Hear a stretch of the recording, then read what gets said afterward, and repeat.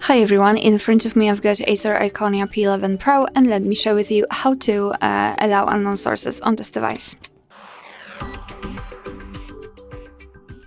So let's begin with opening the settings, and here in this left section we have to scroll down, or actually up, to find the apps. Let's tap on it.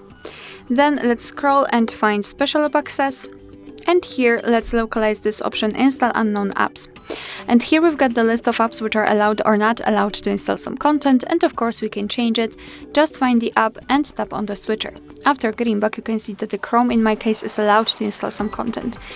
Be aware, because you're doing it on your own responsibility, some third-party apps aren't verified by the developer, so you may put your data and actually whole device at risk, so remember about that and choose the apps wisely.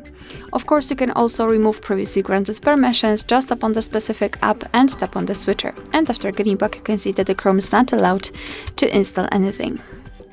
Alright, so that will be all. Thank you so much for watching. Please hit the subscribe button and leave the thumbs up.